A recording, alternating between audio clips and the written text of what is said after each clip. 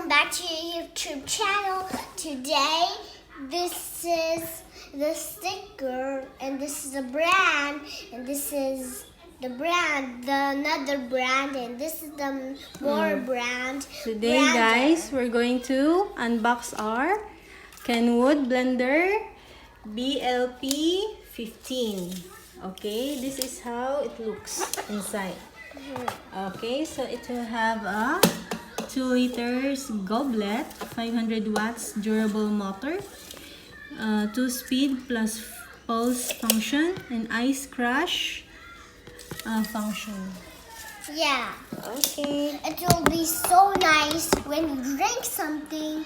You are thirsty. You can drink something else if you like avocado. Okay, so let's open the box, baby. Yeah, let's open the box. Here, so here's the manual. Yeah, when you look inside, you'll see the construction. The instruction.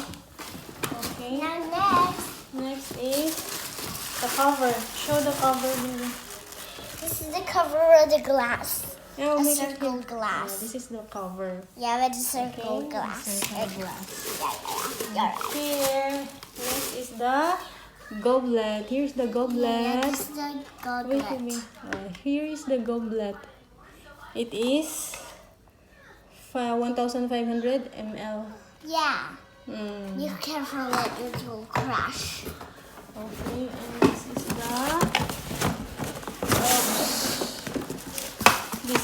this is the multi-meal. Yeah. This is the I'll carry it. I will be careful it.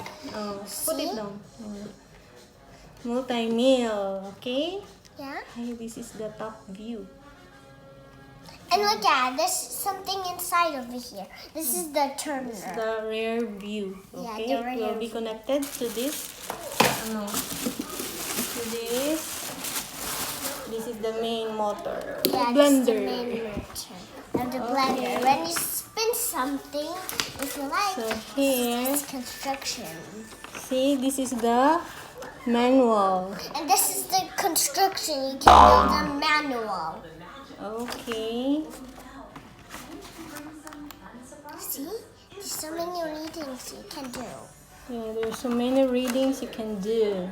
When you look something, you can see the letters on it and you can figure it out. Oh yeah, you can figure it out. You're right, Mom. And I'm right too. Okay, so let's try our avocado juice.